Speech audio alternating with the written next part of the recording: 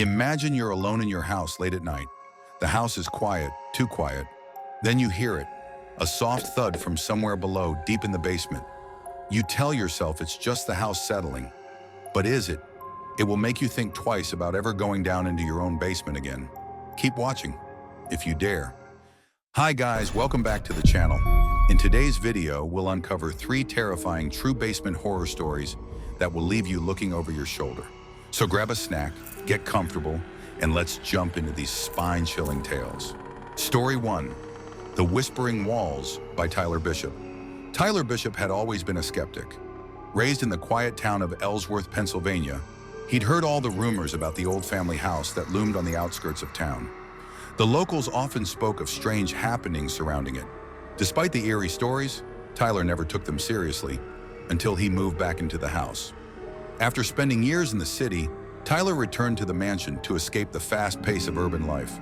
The house was filled with strange sounds, a feeling of unease, and a constant sense of being watched. It wasn't the typical creaks of an old house, but something much deeper, a presence. He brushed it off as his imagination, but the odd sensations continued. One evening, Tyler found himself alone in the house. He decided it was time to face his fears. The basement door creaked loudly as Tyler opened it, a chill filling the air. He stepped cautiously onto the stairs, the sound of his footsteps reverberating off the walls. The basement was dark, lit by a single flickering bulb that hung precariously from the ceiling. The moment he stepped onto the concrete floor, Tyler felt the temperature drop even further. It was as if the air itself had turned heavy, pressing down on him. As he walked deeper into the basement, Tyler noticed old furniture covered in dusty sheets and boxes stacked in the corners. The place had a claustrophobic feeling, as if the walls themselves were closing in. His breath fogged in front of him, and he pulled his jacket tighter around himself. He couldn't help but glance over his shoulder, as if expecting someone or something to be watching him. That's when he heard it, a soft whisper, so faint that at first he thought it was just the wind. But then it came again, clearer this time. "Help me!" The voice was a distant murmur, filled with a strange, desperate tone. Tyler's heart raced as he spun around, expecting to see someone standing behind him. But the basement was empty, the shadows stretching across the walls like dark fingers. He took a deep breath, trying to calm himself. It was probably just the house settling, he told himself. Still, he couldn't shake the feeling that something was terribly wrong. The whispering continued, growing louder, and with it, the temperature seemed to plummet even further. "I'm down here." The voice was now unmistakable, coming from the very walls themselves. Tyler's eyes were drawn to an old wooden cabinet in the far corner of the room. The cabinet looked ancient, its wood warped with age. Tyler couldn't resist. He moved toward it, each step heavy with the weight of the strange presence that seemed to fill the basement. His hands shook as he reached for the cabinet door. The whispering seemed to crescendo, as if the walls were coming alive. When Tyler opened the cabinet, he found an old box inside. It was heavy, surprisingly so, and covered in dust and grime. As he lifted the box, the whispering stopped abruptly. A tense silence enveloped the room, the kind that made your skin crawl. Tyler hesitated, his fingers trembling as he opened the box. Inside was a yellowed photograph, its edges frayed with age. Tyler's eyes widened as he studied the photo. It was a family portrait, black and white, but the faces were unmistakable. The family in the photo stood in front of the very house he had grown up in. But it wasn't the family that caused his heart to stop. What disturbed him most was the woman in the photo. She looked eerily like his mother. His heart skipped a beat, but it was the words scribbled on the back of the photo that made his blood run cold. "Beware!" The word was written in red ink, scrawled in an almost frantic manner. Tyler felt his hands grow clammy as he held the photograph, his eyes scanning it over and over again. Was this a warning? And if so, who had left it behind? Suddenly, a sharp cold filled the room, and Tyler felt a presence at his back, as though someone or something was standing there, watching him. Without thinking, he dropped the box and bolted for the stairs. As he ran up, the whispering started again, louder than ever, as if the walls themselves were urging him to leave. "You've seen me, Tyler. Now you can't leave." Tyler slammed the basement door shut behind him, his breath coming in short gasps. He leaned against the door, his heart racing. There was no way he could ignore what had just happened. The house was hiding something dark, and it was clear that it wasn't done with him yet. Story 2, The Hidden Room by Olivia Granger. Olivia Granger had always loved the old house she inherited from her late aunt. It stood alone on the outskirts of the sleepy town of Caldwell, its ivy-clad walls hiding the secrets of generations past. Her aunt had lived a quiet life, rarely speaking about the house's history, but Olivia always assumed it was just the eccentricities of a reclusive woman. When Olivia moved in, she began to notice the oddities, the strange creaks at night, the cold spots that seemed to follow her, and the sense that someone was watching her, even when she was alone. One day, while cleaning the attic, Olivia found an old chest hidden beneath a pile of dusty blankets. It was a large antique chest, intricately carved with symbols she didn't recognize. Intrigued, she opened it to find a collection of old letters, photographs, and trinkets, each one tied to the house's long, mysterious past. But it was a small, folded piece of paper that caught her attention.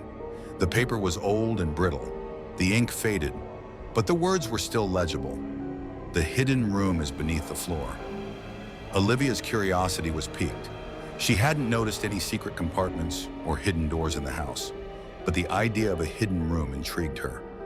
As she pondered the cryptic message, she began to search the house, carefully inspecting each room. She checked every corner of the attic, basement, and even the walls, but found nothing. Days passed and she almost forgot about the paper, until one evening when she was exploring the hallway near the living room.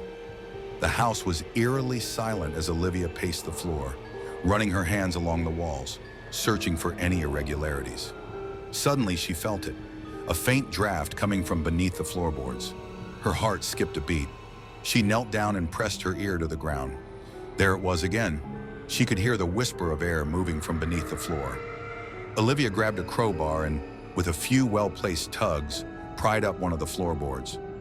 Beneath the floor was a narrow, dusty passage that led into a small hidden room. The room was cold, damp, and smelled of mildew and decay. The walls were lined with shelves, but there was something more unsettling about it, something in the way the air felt thick and oppressive. As Olivia stepped into the room, she felt the temperature drop, a chill crawling up her spine. There were no windows, and the only light came from a small, flickering lamp that had been left on one of the shelves.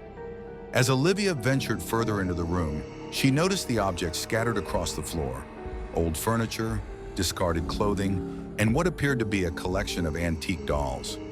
But it wasn't the dolls that caught her attention.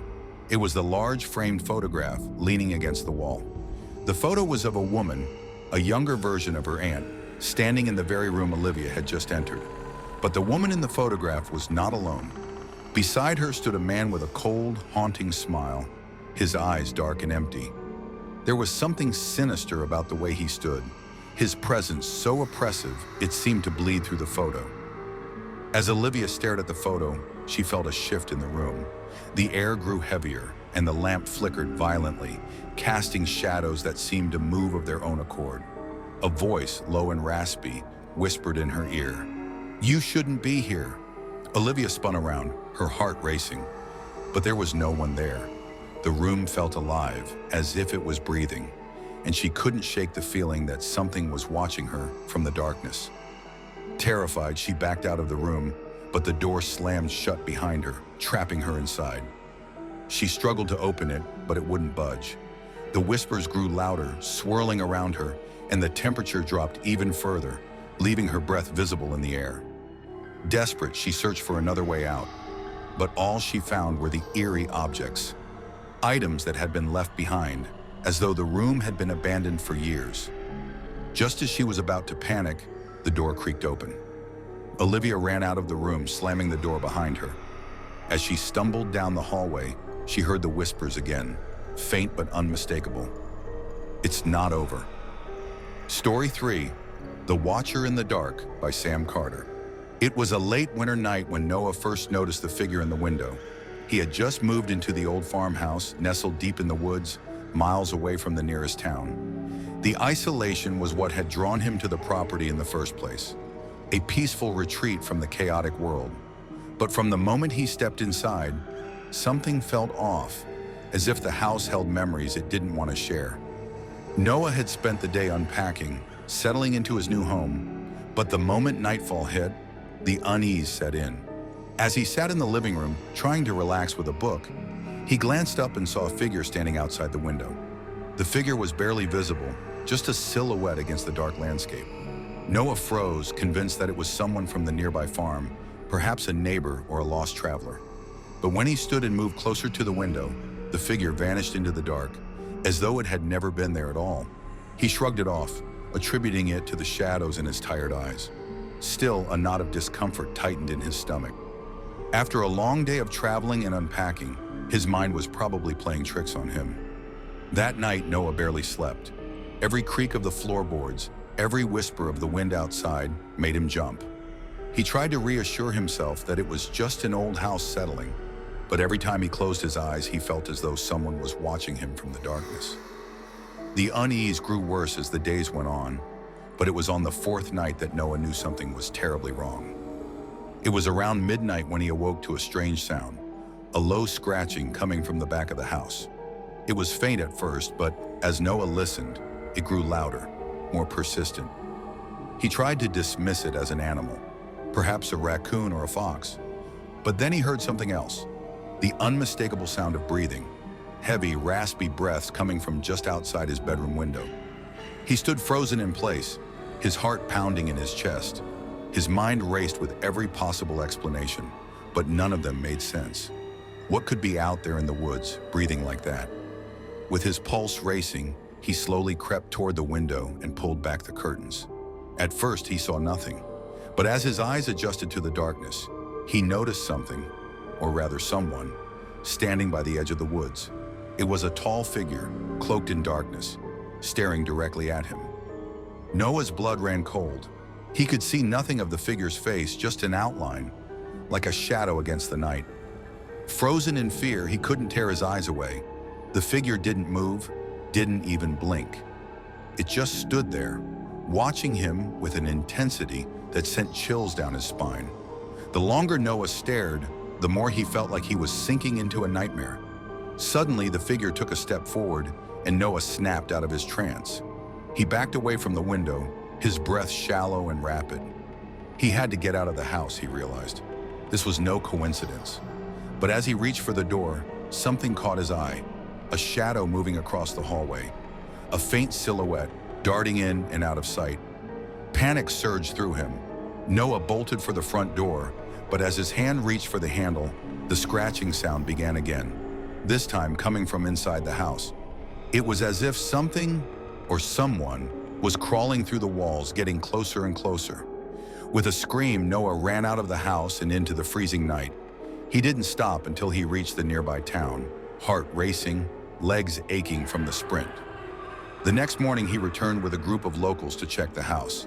But when they arrived, the house was eerily still, as if nothing had ever happened.